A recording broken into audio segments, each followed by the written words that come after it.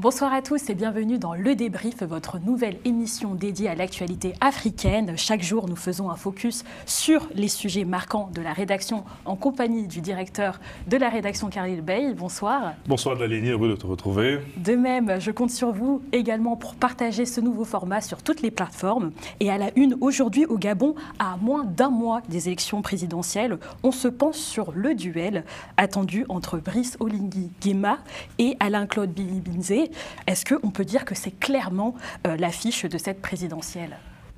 Oui, Dalénie, sur les 4 candidatures retenues sur les 23 dossiers déposés, clairement, les deux hommes apparaissent comme les deux têtes de gondole qui se détachent de ce lot-là pour ce scrutin du 12 avril prochain.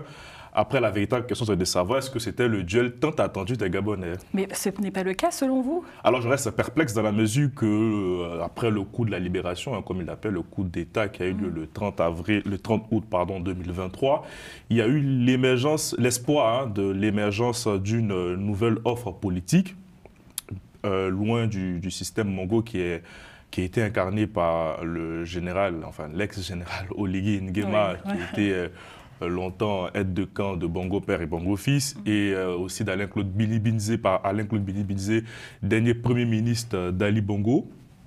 Donc les espoirs de l'émergence d'une véritable alternance politique s'est un peu dissipé. Alors, les jeux ne sont pas encore pliés, j'ai envie de dire. Les deux hommes ont la possibilité aujourd'hui, durant cette campagne, et c'est tout l'enjeu, de montrer qu'ils sont véritablement en rupture avec ce système bongo-là.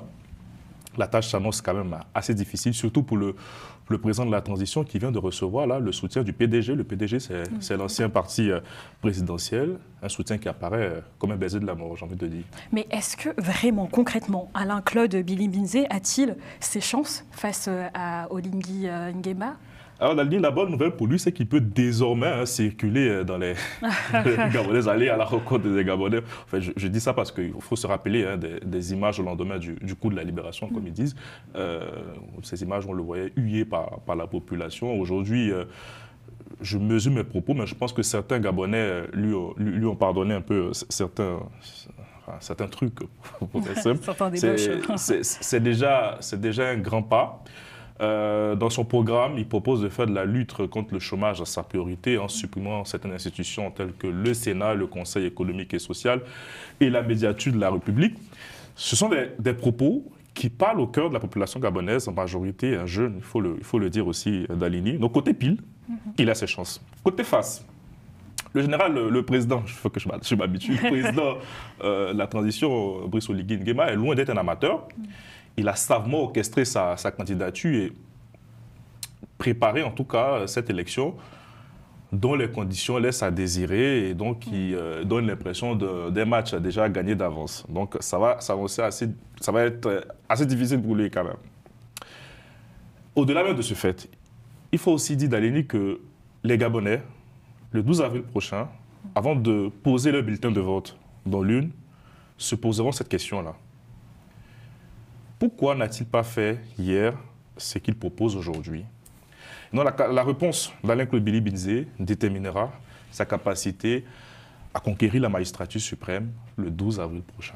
Merci Khalil pour ton éclairage et on se retrouve donc demain pour de nouvelles actualités de la rédaction. Je compte sur vous pour partager donc son format sur toutes les plateformes de Global Africa Télé Sud. À demain pour le débrief.